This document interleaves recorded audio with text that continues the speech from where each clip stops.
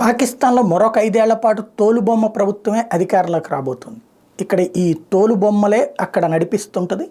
ఇమ్రాన్ ఖాన్ ప్రజాదరణ పొందితే అతన్ని పక్కన పెట్టడానికి రిగ్గింగులు చేసినా కూడా ఓడినటువంటి వాళ్ళు ఇప్పుడు కొత్త ప్రభుత్వం ఇద్దరు కలిసి ఏర్పాటు చేయబోతున్నారు. పాకిస్తాన్లో రాజకీయ స్థితికి ఎట్టకేలకు తెరబడింది.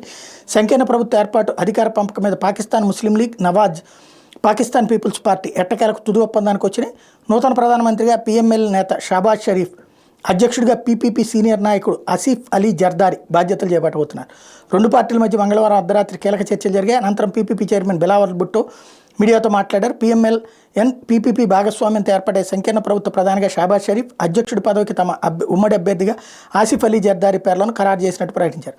తమ కూటమికి పార్లమెంట్లో సంఖ్యాబలం ఉందని, ప్రభుత్వాన్ని ఏర్పాటు చేయగలమని బిలావల్ భుట్టో స్పష్టం చేశారు. అయితే ఎంతమంది ఎంపీలు మద్దతిస్తున్నారన్న విషయాన్ని మాత్రం ఆయన బహిర్గతం చేయలేదు. ఒప్పందం ప్రకారం జాతీయ అసెంబ్లీలో స్పీకర్ పదవికి పీఎంఎల్ఎన్ పార్టీకి, డిప్యూటీ స్పీకర్ పదవి పీపీపీకి, సెనెట్లో చైర్మన్ పదవి పీపీపీకి లభించబోతుంది. చర్చలు సానుకూలంగా ముగించినందున పీఎంఎల్ఎన్ పీపీపీ నేతలకు షాబాజ్ షరీఫ్ కృతజ్ఞతలు తెలియజేశారు. మంత్రి పదవుల విషయంలో పీపీపీ నుంచి ఎలాంటి ప్రతిపాదన రాలేదన్నారు. ఆసిఫ్ అలీ జర్దారీ 2008 నుంచి 2013 దాకా పాకిస్తాన్ అధ్యక్షుడిగా పనిచేశారు. మరోసారి అదే పదవిని చేపట్టబోతున్నారు. నవాజ్ షరీఫ్ సోదరుడైన షాబాజ్ షరీఫ్ సైతం గతంలో ప్రధానమంత్రిగా సేవలందించారు. పాకిస్తాన్ జాతీయ అసెంబ్లీకి ఫిబ్రవరి 8 జరిగిన ఎన్నికల్లో భారీగా రిగ్గింగ్ జరిగిందని, ఎన్నికలు రద్దు చేసి మళ్లీ నిర్వహించాలంటూ మాజీ సైనిక అధికారి అలీఖాన్ దాఖలు చేసిన పిటిషన్ మీద సుప్రీంకోర్టు బుధవారం విచారణ చేపట్టింది.